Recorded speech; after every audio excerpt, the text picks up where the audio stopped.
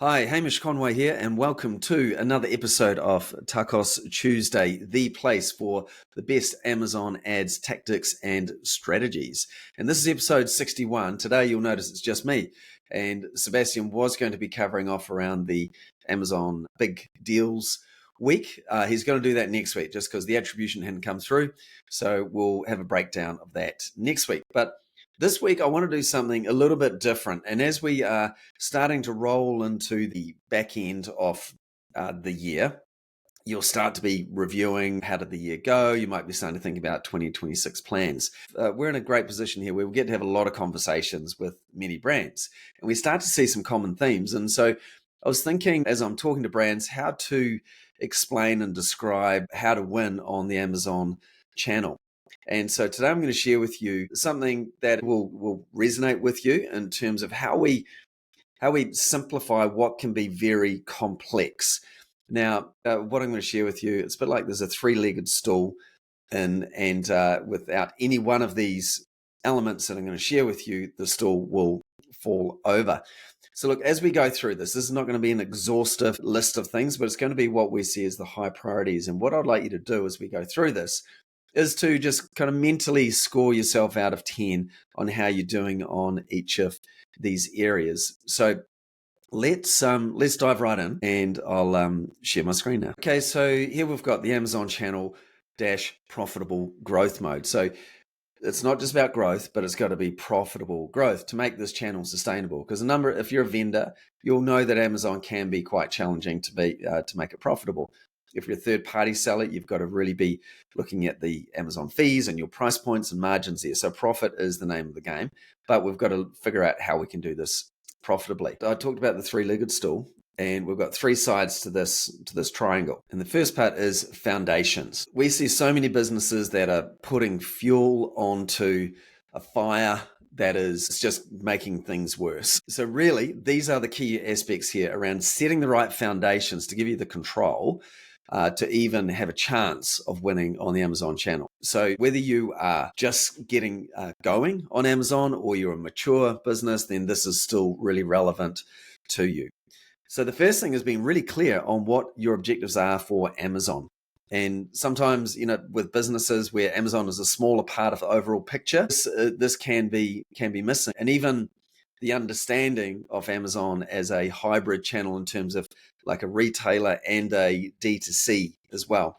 So really being clear on your objectives for Amazon in terms of what is that revenue growth, or is this about brand building? Is this about having a smaller selection of products that you want to sell?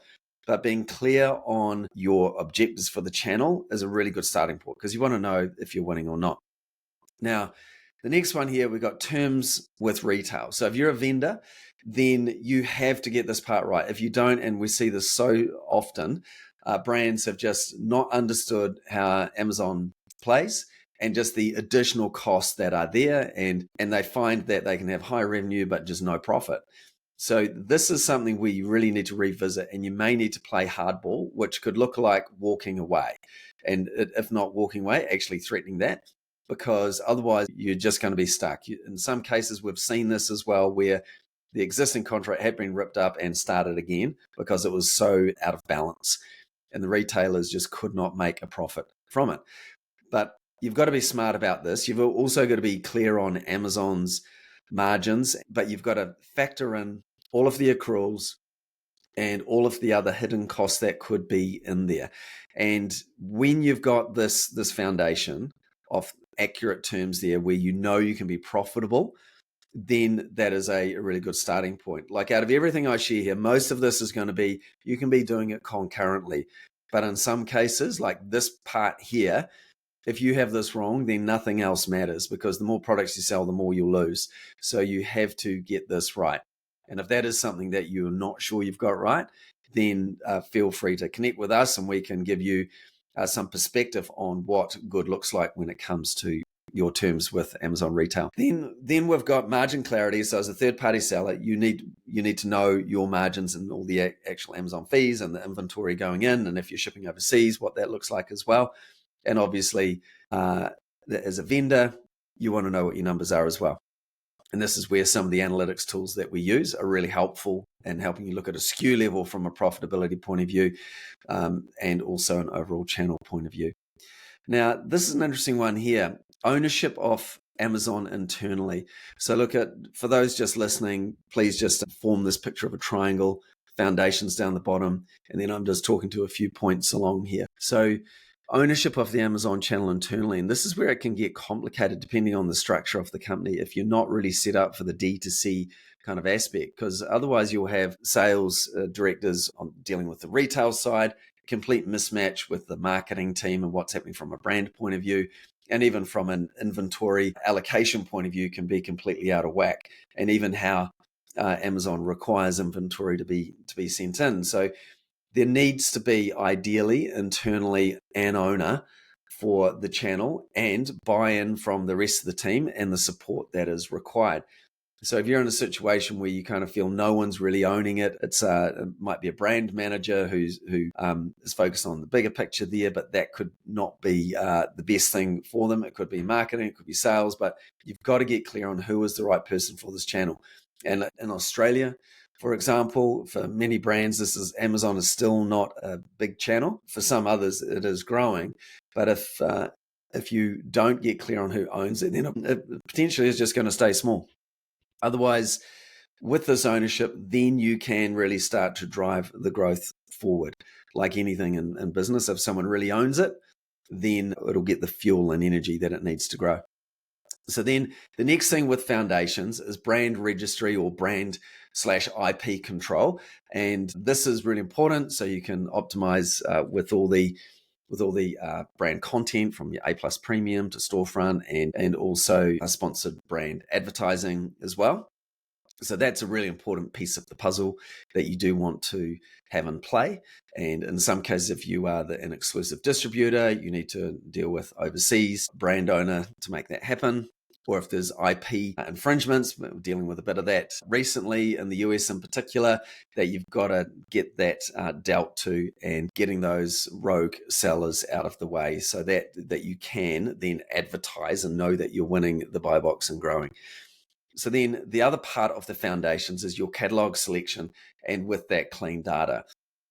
So it may be that you're not going to sell every product that you've got onto Amazon. That there can create some real challenges. You may actually choose to have a selection of products. In some cases, it might be just a handful of your evergreen products that will let people learn about the brand, or it could be a brand protection play there. Or you might be going, no, we're going full noise. We're going to put our thousands of SKUs on the platform as well. So you need to be clear on your strategy with that, which does link to your inventory availability. You've got to think through costs.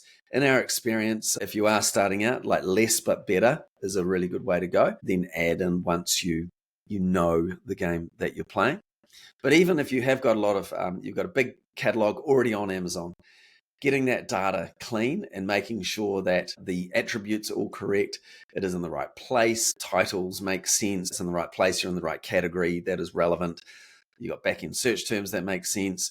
Like having that foundation accurate is actually simple and really important. I remember talking with a guy from a really big company while he had come in, and all he focused on was just getting the catalog selection clean and the data accurate, and that alone grew sales. And so in some cases, if Amazon had originally asked you go like just give us everything and you did that, you're going to see a lot of it's unprofitable. So you can just like eliminate a lot of the unprofitable ones and get it really clear and clean, suitable for Amazon type of products. There's a whole lot more around that, but you get the idea. Then another one very much linked to that is around inventory planning and staying in stock. Like if you don't have the stock to sell, then you don't make sales. So taking a longer term view of the planning here and looking at the year ahead. So as we come to 2026, and depending on the company and that you're in, like you may need to be making sure, if Amazon is something you're responsible for, making sure you're going to have the inventory available to sell. So you're not compromised and running out of stock or having to limit what you can sell. Like when we look at these other factors coming up, that'll be really important. But if you can stay in stock, that is hugely underrated, actually. So then another one here, which can be a little bit challenging with Amazon. I've got this in orange here because it is a little bit harder to control, but you may consider, there's a term called clash grid, which is looking at where other deals are happening in the market and being aware of that price matching challenge that can come from Amazon. And there we can lose buy box. Either Amazon suppresses it, or in worst case scenario, if you don't have full control of your brand there, that other sellers can come in. But mostly here, the challenges with Amazon suppressing or wanting to claw back on margin. So got to be careful and just planning your pricing there in the market. Okay, so we've got foundations there as the bottom part of the triangle there. Now we're going to move on to the second part as we're starting to build our picture for Amazon profitable growth mode. Okay, so this part of the triangle is conversion, and conversion specifically, conversion rate. Like obviously we get eyeballs on the product, and then we've got to convert those lookers into buyers. And here's the aspects that you want to be looking at from a conversion point of view. Now, the first one I've got here is a great product that people will buy again and recommend. And this is really important. Sounds obvious, and hopefully you do have great products that people will buy and recommend again. But if you don't, then this can become a problem, particularly when it comes to reviews.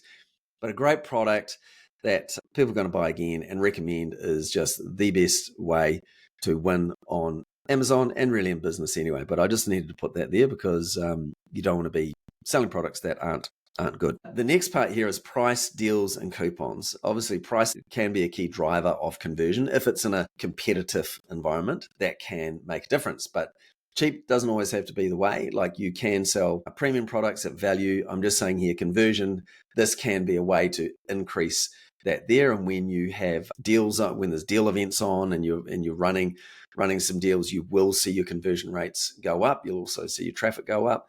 There's also ways early on when you're launching a new product or a new brand that you can use price as a way to get some velocity, get some more reviews before you level back to your normal price. And there's coupons there that you can use on page that'll stand out, either percentage off or dollar off there, that will help the conversion rate. Another really obvious one here perhaps is ships from Amazon. So if you're a vendor, it'll ship from Amazon. If you're a third-party seller, using Amazon FBA will seriously improve your conversion rate, like over double in terms of conversion rate. So it may be that you are FBM at the moment, or you got a big amount of your catalog FBM. If you're not using FBA, you just start testing that with products that you know should do well, and you'll see the conversion rate. That'll give you confidence to then use Amazon FBA more. That can, for many brands, just be the key lever that makes the biggest difference in growing sales on Amazon. So many of you will be doing that anyway, but just need to put that in for those that are doing FBM. We've got reviews here. Really, you want to be above 4. If you've got a product starting to slip below that, you've got to make some tough decisions potentially. I mean, one, if they're unfair or unjustified, you're going to just have work hard to get them up back over 4 again. But otherwise, there are some things you can do in your listings there to handle some concerns. And this links into lower down around the voice of customer. If you're really understanding what are those concerns or objections that people are having about the product, you can address them in the listing. So people either don't buy them, or if they do, they've been educated and are aware. So that is something that you need to look to manage. Try and remove, if you can, if it is unfair, i.e. around a shipping delay, for example, which can sometimes happen. Amazon will remove those, but being very review conscious. And I know there's actually been some brands who have pulled a product and relaunched with a variation to start fresh, backing up the truck. They've pulled it out, improved the product, and then sent it back in, and then sent a new batch back in, which is kind of brave. Not everyone's going to do that, but that is actually a smart long-term play. So then the other thing here is product display pages, or your product listing page, optimized for the country. And so optimized, there's a whole lot that goes in behind that, and we'll do a separate podcast on that. But this is from all your image stack images there, the 7 there, and video that you can have in there. Video can be a great way to help convert. You've got your titles, you've got your bullets, and you've got A+ content, which is a little bit lower down.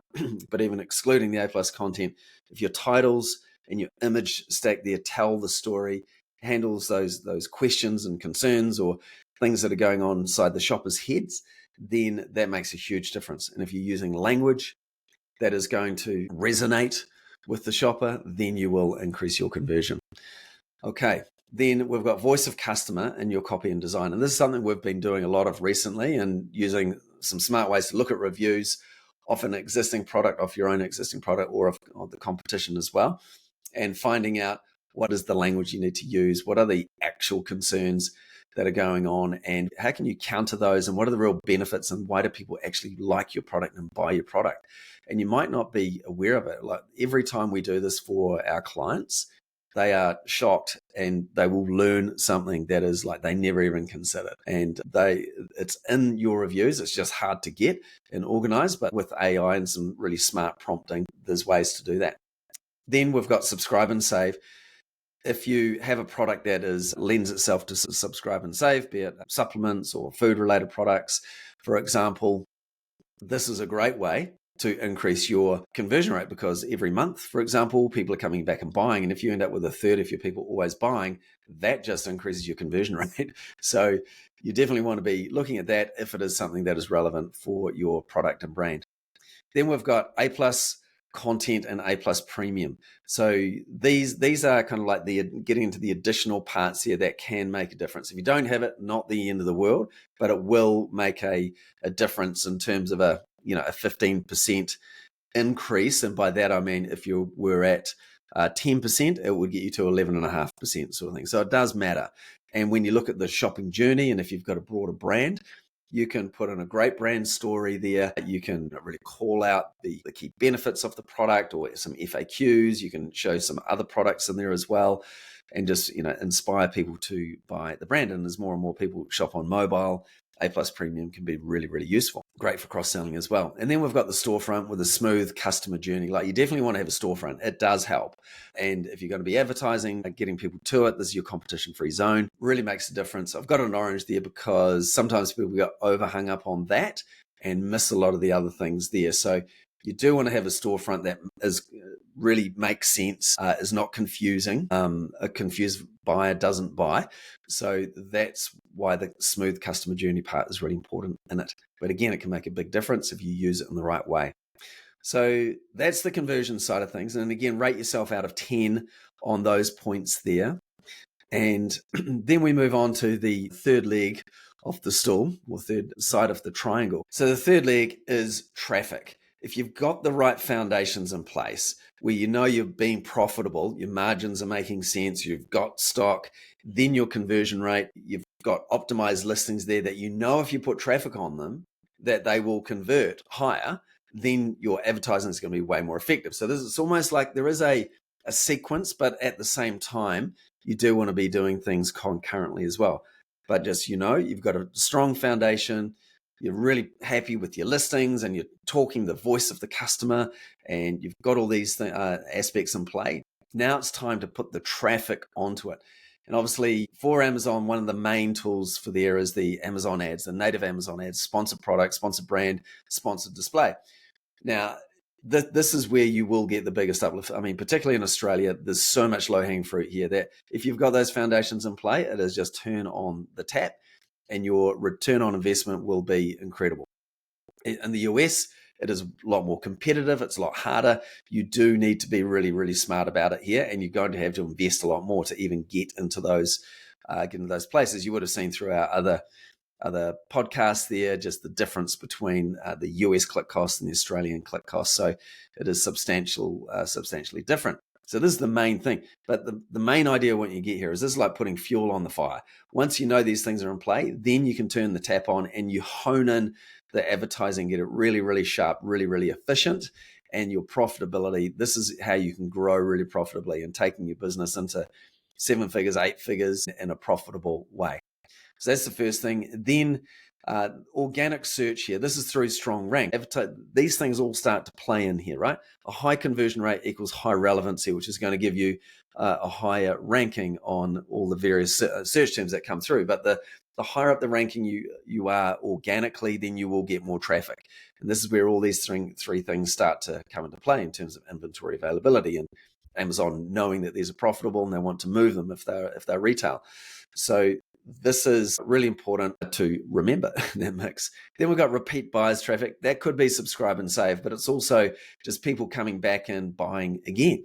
And that cannot be underestimated, particularly if they might be buying for a gift, or they like your brand and they want to buy some other products from your brand, and they will just go searching for your brand, just go straight there. We've got deal/special events that Amazon's putting on, such as we're coming into the Black Friday event coming up, and for many brands that will give them a lot of traffic. So that is something that you want to be participating in where it makes sense. It's got to be profitable, but if you plan that ahead, then that's a great way to really drive traffic. And Seb will share some interesting data off the big deal events from last week as well. So then we've got external to Amazon traffic. Now this is, in America, this is a lot more important than in Australia. In Australia, you can just really focus in on the sponsored ads.